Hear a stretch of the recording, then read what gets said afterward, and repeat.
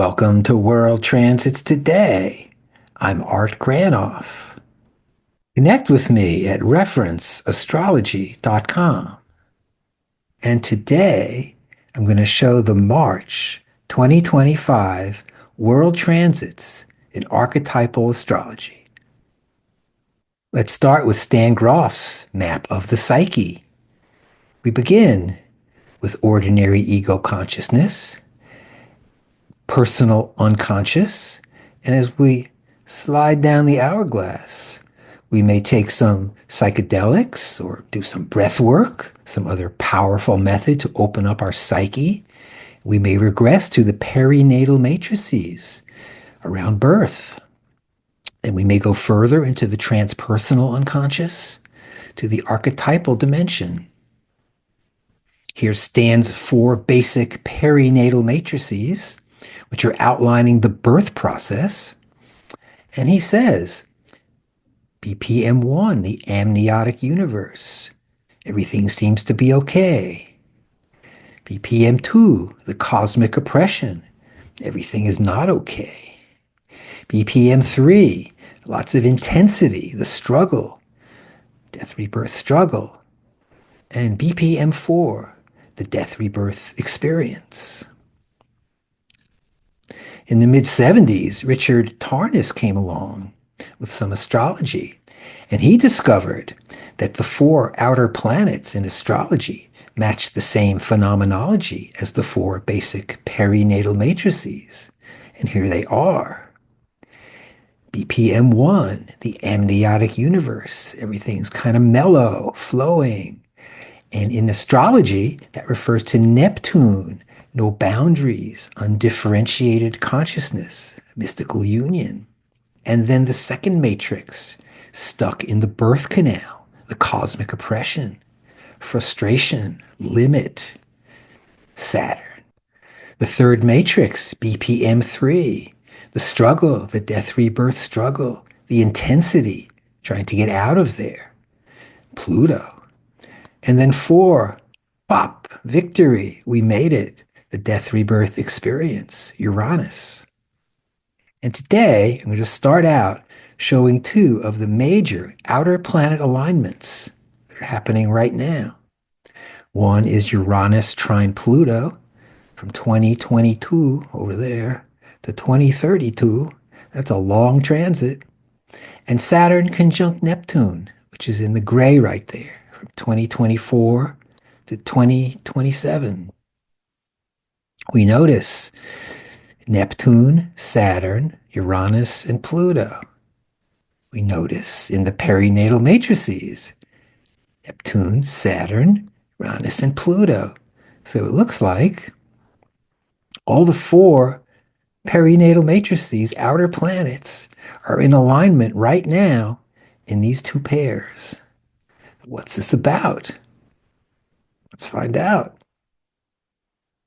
Again, here's Uranus trine Pluto, 2022, 2032.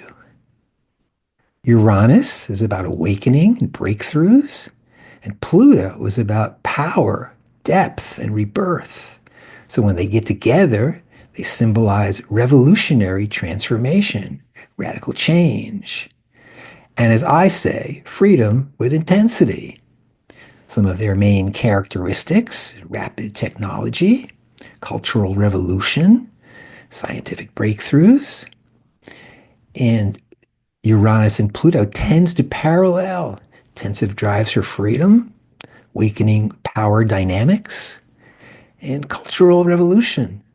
Some of the periods we could highlight are the 1960s with the civil rights movement, anti-war protests, and the sexual revolution. We had the French Revolution in the late 1700s, radical political transformation, the Declaration of the Rights of Man. We had the 1850s, say over in Europe, with all of the revolutions, all those countries and revolutions, and the Industrial Revolution. We just had from 27 to 2020 the square, Uranus-Pluto square, and we got social media, the iPhone, and now 2022 to 2032, Uranus trine Pluto. Trump returns as president, announces he's king. We have change, intensity, and chaos, hastening the U.S. Revolution 2.0. Just to show you different periods, Uranus and Pluto. Just talking about the 1960s, okay, right here, 1960s, Uranus conjunct Pluto for 12 years. And we notice at different time periods, we've got different Uranus Plutos. We've got an opposition, years later, a trine, sextile, etc. Let's look at a couple of people that we know that have Uranus and Pluto aspects in their chart. You know these guys, right? Albert Hofmann and Stanislav Grof. Two characters, eh? We notice, just as an example, in Albert's chart, he has Uranus over there, say, opposite to Pluto. See, Uranus opposite to Pluto. There, Uranus opposite to Pluto. And Albert is born in 1906. If we look at Stan's chart, we look and see that Stan has a Uranus and Pluto square. Okay, Uranus square Pluto. And he's born in 1931. So if we look back at the chart, this chart, we notice when Albert's born, it's 1906, it's Uranus opposite Pluto. And then when Stan's born, it's 1931, which is Uranus square Pluto. And we have the 1960s, Uranus conjunct Pluto.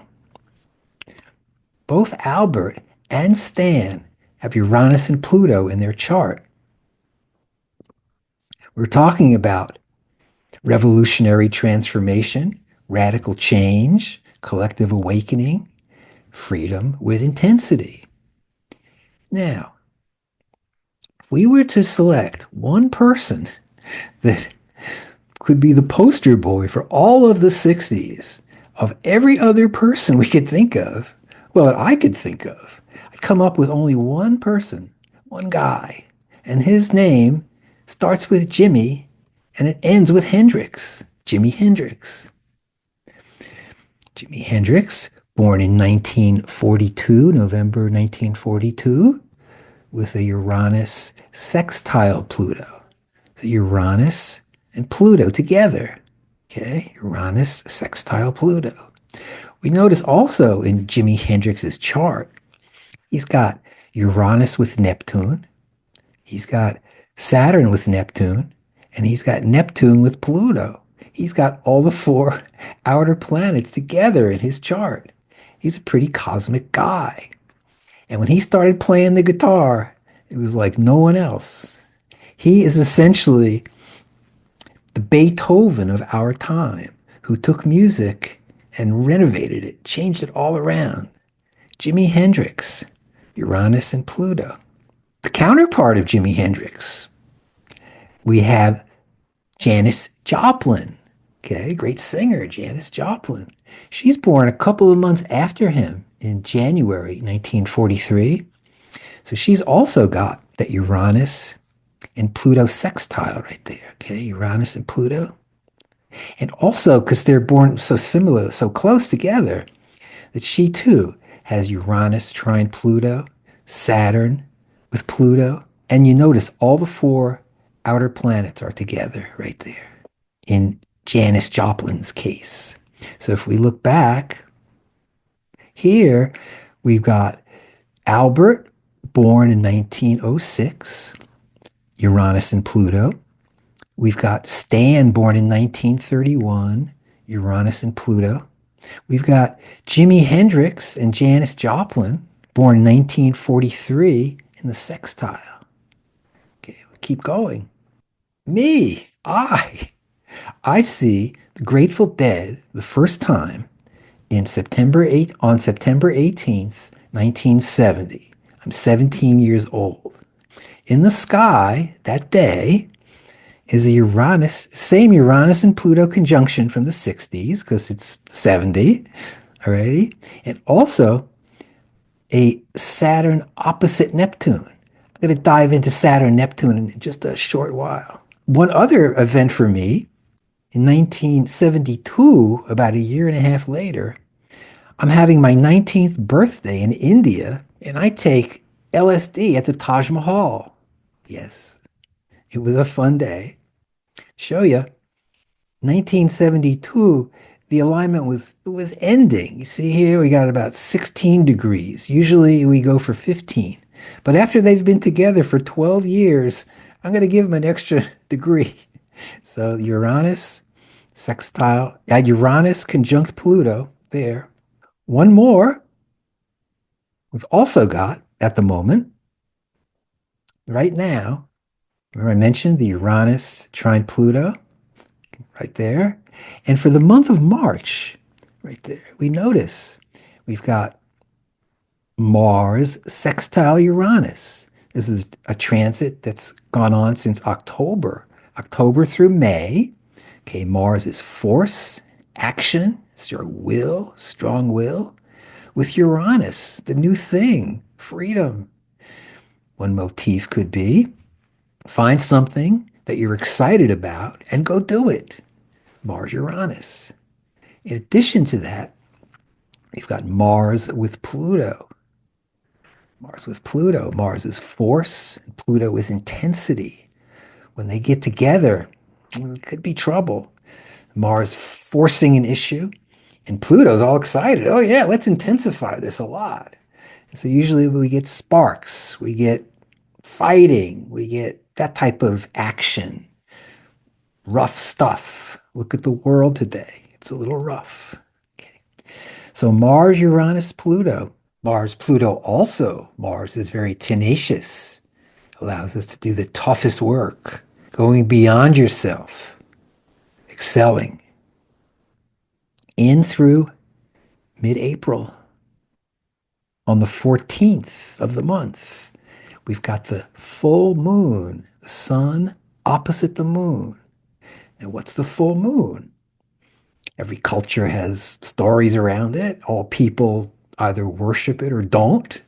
The full moon, the way I see it, is that since time began, and even before that, people were looking up at the moon and saying, wow, or they were shaking in fear, whichever the case may be. Now, this full moon in March 14th of this year, watch what happens when we add the planet Saturn. Okay, so it's a full moon with Saturn. And if we add Neptune, it's a full moon with Neptune. So this full moon is Saturn Neptune. Something ideal or something real. Saturn is bottom line. It's the material world. It's what we deal with day to day. And Neptune is our imagination. It's flow. So Saturn with Neptune can be tough, can be restricting your imagination, can limit what you're trying to do. Or on the other hand, the noble side, the super side of Saturn Neptune would be taking what's ideal and building it out here, building dreams. So I'm going to recommend on this full moon, on the 14th, think about what is going on? What am I thinking about in my imagination? What's happening there? And how can I build that? How can I bring it here so we can enjoy it? Then, okay, in addition to that, watch this. If we add Uranus, I add Pluto, it shows me on the full moon, the 14th, the sun is with most of the outer planets. The moon is with all of the outer planets. We notice there.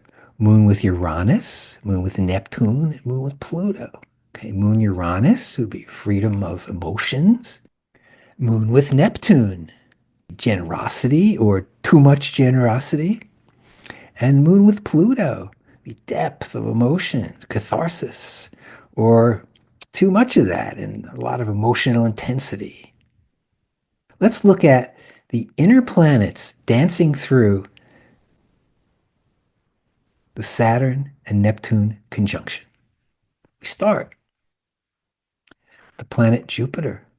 For all of March, right there, that's our main area we're looking at. It. So for all of March, it's Jupiter with Saturn and Neptune. Jupiter with Saturn. Jupiter expands, provides good fortune and success. To Saturn could be something you're building, something you're making, or Jupiter can expand and Saturn can restrict. So they could be opposites. It could be like the end of the line in a big time for you. Or Jupiter with Neptune. Jupiter expands and Neptune would be your imagination. It could be a flow. So Jupiter, Saturn, Neptune, either tough stuff or expanding, building on your dreams. We've got Mars, Saturn, Neptune. Hey, Mars with Saturn going on there from beginning of the, well, I think it starts earlier. Let's see. Yeah. In September through May, that's a long Mars transit. Mars with Saturn. Mars is force and Saturn is resistance. So Mars hitting resistance. Eventually, you can get some sparks, get some action. A wall could fall down. Force meets resistance. And Mars trine Neptune from October through mid-May. Mars force, and you could say Neptune is wholeness or Mars is moving. So let's use moving towards wholeness, holotropic. For Venus, we notice in the month of March, we've got Venus with Saturn and Venus with Neptune. Many motifs around these guys. Venus with Saturn could be one motif, would be the old couple, the older couple anyway. I guess I'd be in that. Standing around in the kitchen, stirring the oatmeal together. They're happy, they worked it out, things are okay. Or we could have Venus with Saturn. Saturn can restrict love. Okay, so it could be there could be tensions in a love situation. Also, Venus is beauty, Aphrodite, expression of art. With Saturn, could be the motif for the artist, is getting something worked up and putting it down on paper, on clay, on you name it, however you're doing it. Artist motif. Also, with Venus and Neptune, a couple of motifs around that. On the softer side, inner side, Venus, the human heart, with Neptune, the divine heart, known as bhakti in Hindi, the Hindi word for love of teacher, love of guru. Venus, Saturn, Neptune. Building dreams with your heart, putting your heart into it. We've got Mercury, the planet Mercury. Mercury refers to the mind and communication, our style, thinking, learning, speaking, writing. We've got in the month of March, Mercury conjunct Saturn. Mercury is your mind. Saturn would be a track. It would be diving into something with your mind, some intellectual activity and staying with it. Perhaps when we're younger at home, they gave us religion, which was a track, put our mind into. Some like it, some don't. Go with that. Mercury, Saturn, or later in life, you can select the track you want to put your mind on. Okay, go for that. Mercury with Neptune. Hey, if Mercury, Saturn is about practical things, Mercury, Neptune is about our imagination and what we can dream up and dreaming. So if Mercury with Saturn, profession, could be doctor, lawyer, or accountant. Mercury with Neptune could be an actor, a musician, a playwright, using our imagination, thinking about music, writing music, enjoying music. Mercury, Saturn, Neptune, using our mind to build dreams. And the sun. We notice right here in March, Sun, Saturn, and Sun, Neptune. Sun, Saturn, identifying with form and structure. Father, someone who takes care of us, who takes care of others. Sun with Neptune, imagination, flow, easygoing. Sun, Saturn with Neptune. Or also with Sun with Neptune could be someone that's spaced out, who's deluded, can't get it together. And Sun with Saturn, the same, someone who's restricted. So it could be someone that's blocked in both ways, in both departments, or it could be someone who's building dreams. Dreams, Neptune, Saturn, building.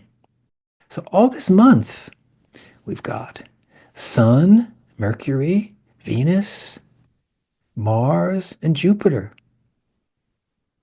all with Saturn and Neptune. What a great month. Saturn, Neptune. Saturn structure, boundaries. Neptune's what's ideal or confusion. You can read these another time. Some Saturn and Neptune people I got from my database. Either those that are really spaced out or those that have imagined something and built it in the world. And some of these guys, you know, Abraham Lincoln, Miles Davis, Allen Ginsberg, the Dalai Lama, 1935, Mary Oliver, 1935, Ken Kesey, Ralph Metzner, that was a big one. Then in the 40s, we had Roger Waters, Joni Mitchell, and Mick Jagger. We go further. 53, Alex Gray, Lucinda Williams, me, Art Granoff, Grace Manning, and so on. Now here's something really interesting. It's another way to look at the 4 BPMs that we started with, okay? See here in this diagram, there's the Uranus trine Pluto transit right there. There's the Saturn conjunct Neptune transit right there. Remember that? Now we've got these other ones here, all in the middle. We've got Saturn, sextile Pluto, Saturn, Uranus, Uranus, Neptune, and Uranus, Neptune, and Neptune, Pluto. When we take a look over here at this horoscope, we notice something really interesting. Now watch this. Here's the 4 outer planets, all in alignment right now. There's the Saturn-Neptune conjunction, and there's Uranus trine Pluto. Now we notice here, if we look further, that Saturn's at 20 degrees and Neptune's at 28. Watch what happens. Watch how tight they get in the next few months. The next month, April 1st, they're 4 degrees apart. May 1st, they're just a few degrees apart. June, they're 1 degree apart right there. In July, still 1 degree apart. And look how close these are. Then in August is the peak. Watch this. Right at their peak in August, Saturn and Neptune are perfectly exact, 1 degree, 1 degree. And Uranus and Pluto are just 2 degrees apart. So Uranus, Neptune, Saturn, and Pluto, all together, the 4 outer planets, really tight. And that keeps going through the end of the year. I'd say it's a really great time to go deep inside yourself. Do your inner work, do your meditations, do your journeys. This is a great time to go deep. On the 20th of the month, right here, it's spring. Spring begins. The sun is in Aries, 0 degrees. And you notice that this day of spring, we've got the sun with Saturn and Neptune and Venus, Mercury, Mars, and Jupiter, just like I showed you before. Happy spring, everybody. And of course, let's look at Donald Trump's transits. He's part of life now, whether you love him or don't love him, whatever.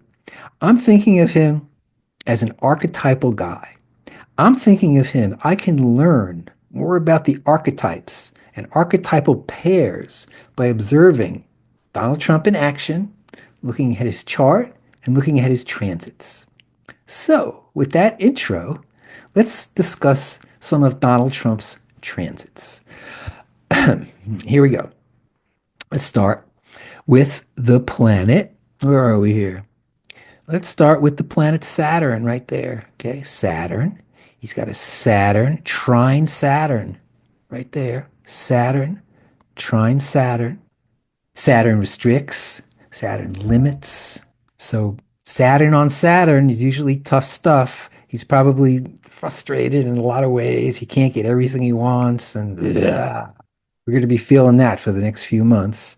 Saturn with Saturn. He's also got, speaking of Saturn, he's got Saturn right there in a square with Uranus and Saturn with a sun. So Saturn Uranus is usually old versus new. And he's a really old versus new kind of guy. I mean, make America great again. How old can you get? How retro can you get? Let's go back where everything was great. It's Saturn and Uranus. In addition to that, he's also got a Uranus right there, Uranus, square to Saturn. And you notice they're exact, 23 and 23. So that tells me he's been in that for about a year and a half, and he's got about a year and a half to go. Old versus new. So he's got it two ways, old versus new and new versus old. He is quite a flashpoint. He's an archetypal guy. We can look at the planet Jupiter right there. Jupiter expands, provides success and good fortune. On Pluto, okay, which is Hades, which is intensity. So it's safe to say that this transit will last a few more months. Jupiter on Pluto, more intensity, bigger intensity. We've got the planet Mars right there, okay, 17. You notice it's in a square to the planet Jupiter. Mars again is force and your will. Jupiter expands that. He's doing that big time. And if you notice, with Mars at 17 and Saturn at 23, probably next month or in a couple of weeks, he's going to have a Mars on top of Saturn transit as well. Okay. So that's going to be force and equal force meets resistance. So that's going to be tough for him. I want to say that Donald Trump has some very intense transits, very polarizing and strong transits. 29th of the month is the new moon, sun conjunct moon, the alpha and the omega. It's the beginning of the cycle, the moon cycle, and the end, meeting up again with the sun, all together. Our outward personality and our inward personality meet again. So thanks for joining me, everybody, at World Transits today, going through the March 2025 World Transits, and especially two large outer planet transits, Uranus with Pluto and Saturn with Neptune.